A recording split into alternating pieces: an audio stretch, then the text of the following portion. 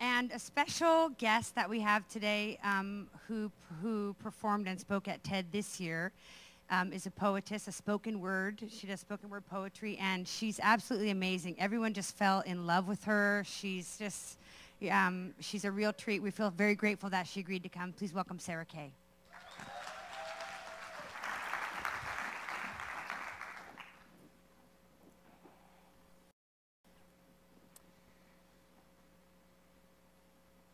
I see the moon sees me, the moon sees somebody that I don't see. God bless the moon, and God bless me, and God bless the somebody that I don't see. If I get to heaven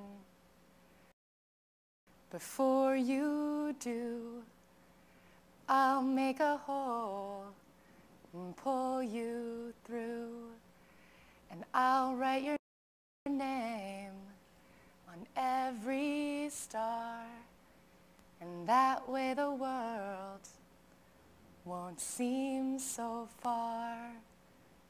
The astronaut will not be at work today. He is called in sick. He has turned off his cell phone, his laptop, his pager, his alarm clock. There is a fat yellow cat asleep on his couch. Raindrops against the window, and not even the hint of coffee in the kitchen air. Everybody is in a tizzy. The engineers on the 15th floor have stopped working on their particle machine. The anti-gravity room is leaking, and even the freckled kid with glasses, whose only job is to take out the trash, is nervous, fumbles the bag, spills a banana peel in a paper cup. Nobody notices. They are too busy recalculating what this will mean for lost time. How many galaxies are we losing per second? How long before the next rocket can be launched? Somewhere, an electron flies off its energy cloud. A black hole has erupted. A mother finishes setting the table for dinner. A Law and Order marathon is starting. The astronaut is asleep. He has forgotten to turn off his watch, which ticks like a metal pulse against his wrist. He does not hear it. He dreams of coral reefs and plankton. His fingers find the pillowcase's sailing masts. He turns on his side, opens his eyes once. He thinks that scuba divers must have the most wonderful job in the world. So much water to glide through.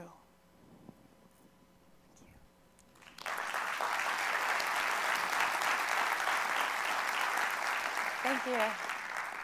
When I was little, I could not understand the concept that you could only live one life.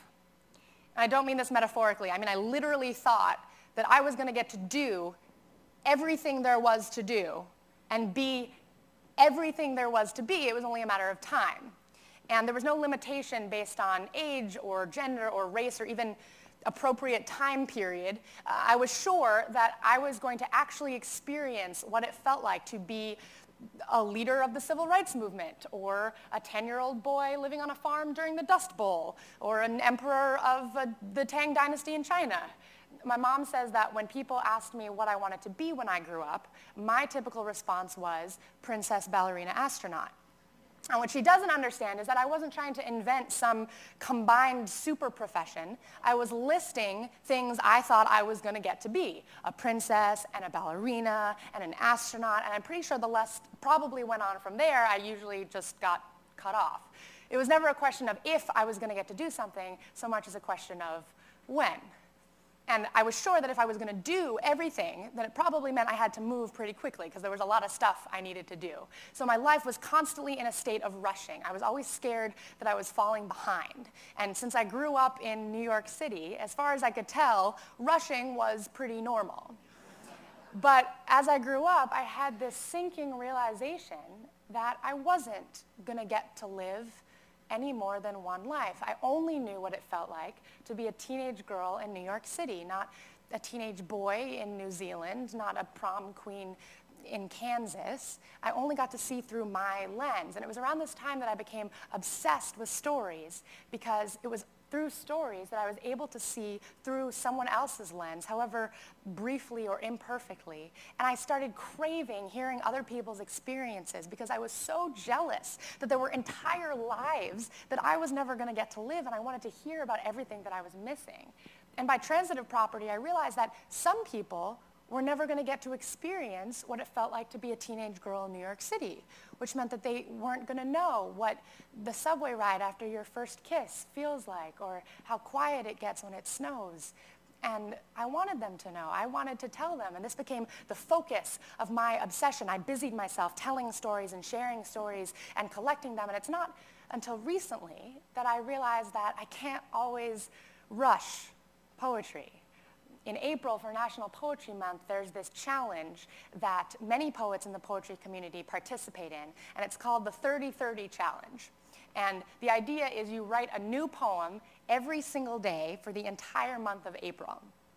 And last year, I tried it for the first time and was thrilled by the efficiency at which I was able to produce poetry.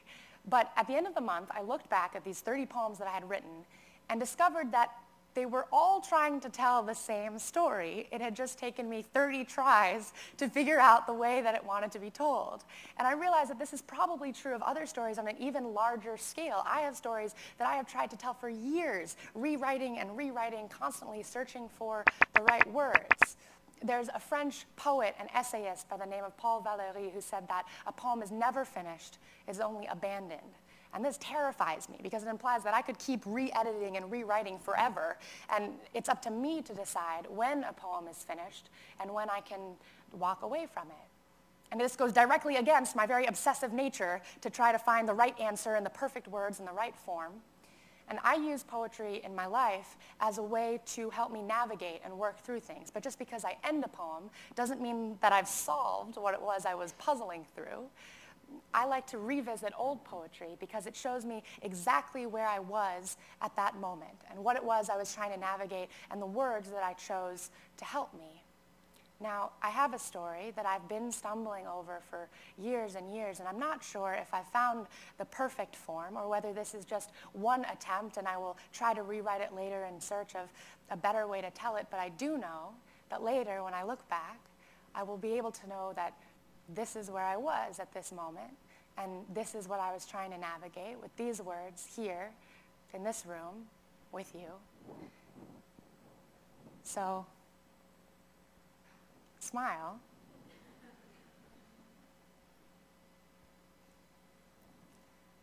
It didn't always work this way. There was a time you had to get your hands dirty. When you were in the dark for most of it, fumbling was a given. If you needed more contrast, more saturation, darker darks and brighter brights, they called it extended development. Meant you spent longer inhaling chemicals, longer up to your wrists. It wasn't always easy. Grandpa Stewart was a Navy photographer, young, red-faced with his sleeves rolled up, fists of fingers like fat rolls of coins. He looked like Popeye the Sailor Man come to life. Crooked smile, tuft of chest hair. He showed up to World War II with a smirk and a hobby. When they asked him if he knew much about photography, he lied. Learned to read Europe like a map, upside down from the height of a fighter plane. Camera snapping, eyelids flapping, the darkest darks and brightest brights. He learned war like he could read his way home. When other men returned, they put their weapons out to rust, but he brought the lenses and the cameras home with him, opened the shop, turned it into a family affair. My father was born into this world of black and white. His basketball hands learned the tiny clicks and slides of lens into frame, film into camera, chemical into plastic bin. His father knew the equipment, but not the art. He knew the darks, but not the brights. My father learned the magic, spent his time following light. Once, he traveled across the country to follow a forest fire, hunted it with his camera for a week. Follow the light, he said. Follow the light. There are parts of me I only recognize from photographs. The loft on Wooster Street with the creaky hallways, the 12-foot ceilings, white walls, and cold floors. This was my mother's home. Before she was mother, before she was wife, she was artist. And the only two rooms in the house with walls that reached all the way up to the ceiling and doors that opened and closed were the bathroom and the dark room. The dark room she built herself, with custom-made stainless steel sinks, an 8x10 bed enlarger that moved up and down by a giant hand crank, a bank of color-balanced lights, a white glass wall for viewing prints, a drying rack that moved in and out from the wall. My mother built herself a dark room, made it her home, fell in love with a man with basketball hands, with the way he looked at light. They got married, had a baby, moved to a house near a park. But they kept the loft on Wooster Street for birthday parties and treasure hunts. The baby tipped the grayscale, filled her parents' photo albums with red balloons and yellow icing. The baby grew into a girl without freckles, with a crooked smile, who didn't understand why her friends did not have dark rooms in their houses, who never saw her parents kiss, who never saw them hold hands. But one day, another baby showed up, this one with perfect straight hair and bubblegum cheeks. They named him Sweet Potato, and when he laughed so loudly he scared the pigeons on the fire escape, and the four of them lived in that house near the park. The girl with no freckles, the sweet potato boy, the basketball father and dark-room mother, and they lit their candles and said their prayers, and the corners of the photographs curled. One day, some towers fell, and the house near the park became a house under ash, so they escaped in backpacks, on bicycles, to dark rooms. But the loft on Wooster Street was built for an artist, not a family of pigeons, and walls that do not reach the ceiling do not hold in the yelling. And the man with basketball hands put his weapons out to rust. He could not fight this war, and no maps pointed home. His hands no longer fit his camera, no longer fit his wife's, no longer fit his body. The sweet potato boy mashed his fists into his mouth until he had nothing more to say, so the girl without freckles went treasure hunting on her own. And on Wooster Street, in the building with the creaky hallways, in the loft with the 12-foot ceilings, in the dark room with too many sinks, under the color-balanced light, she found a note, tacked to the wall with a thumbtack, left over from a time before towers, from a time before babies. And the note said, "A guy sure loves a girl who works in the dark room." It was a year before my father picked up a camera again.